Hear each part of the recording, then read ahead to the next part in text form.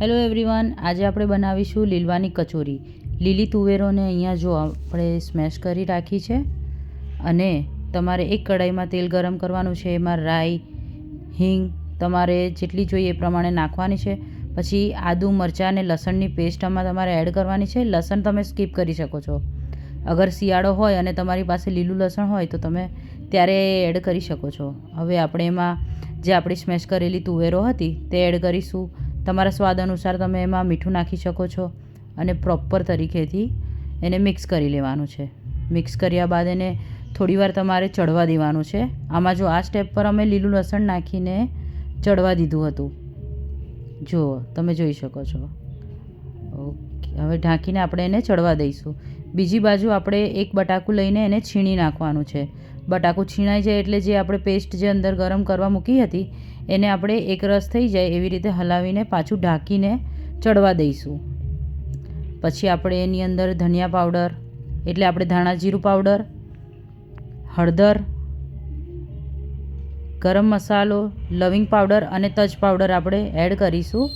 પછી ત્યારબાદ આપણે આપણા પાછો સ્વાદ કરી લઈશું. નમકની જરૂર હોય તો નમક, ચીલી પાવડર નાખ્યો છે અહીંયા અને તમારા સ્વાદ અનુસાર તમે સુગર પણ નાખી શકો છો અને લીંબુનું પાણી. પછી તમે કાપેલા તાજા ધાણા, લીલું લસણ અને હલાવીને તમે રૂમ ટેમ્પરેચર ઉપર થોડોક ટાઈમ માટે એને ઠંડુ થવા દેજો. એક સાઈડ ઉપર કાઢીને પ્લેટમાં જ કાઢી લેજો એટલે પ્રોપર ઠંડુ થઈ જાય. પછી જ્યારે તમારે એને ફરીથી બનાવવાની કચોરી બનાવવાનો જ્યારે વારો આવે ત્યારે એને ફરીથી તમે તાજું કરીને આખું આવી રીતે જો લુવા વાળી શકો છો. પછી આપણે જે લોટ બાંધેલો હોય છે એ લોટ તમે આપણે જેમ કે ઘઉંનો લોટ અને મેદાનો મિક્સ કરી શકો છો. તમને જે લોટ તમારે અનુકૂળ લાગે એ વણીને અમારી પાસે જો આ કચોરીનું શેપ માટેનું આ હતું. બંને તરફથી અમે કરી હતી. એક આ શેપરમાં પણ કરી હતી અને રેગ્યુલર આપણે જે ગોળ બનાવીએ ને વણીને પ્રોપર ગોલવાળી એ પણ કચોરી બનાવી હતી.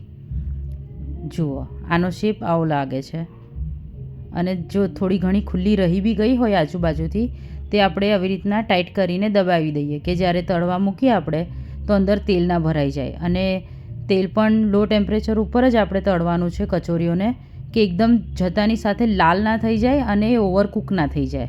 ધીમા તાપે આપણે તળી લઈશું. જોઈ લો, તમે જોઈ શકો છો.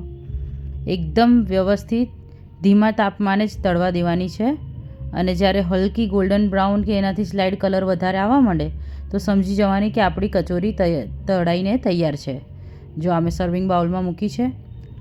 ખાટી આંબલીને ખજૂરની ચટણી સાથે, લીલા ધાણાની ચટણી, ગળ્યું દહીં છે અહીંયા, ઝીણી બારીક સમારેલી ડુંગળી છે અને ગાર્નિશિંગ માટે પછી આપણે ઝીણી સેવો રાખી હતી. આવી રીતના જો તમે તમારા ઘરે આ કચોરી બનાવીને ટ્રાય કરશો તો ચોક્કસ આના ફેન થઈ જશો. આ લીલવાની કચોરી એવરી વિન્ટરમાં અમારા ઘરે બને છે. તમે ખરેખર ઘરે ટ્રાય કરજો, તમને ભાવશે અને ટ્રાય કરીને મને જરૂરથી જણાવજો કે કેવું લાગ્યું. So thank you so much. Keep watching. Jai Shri Krishna. Please subscribe my channel.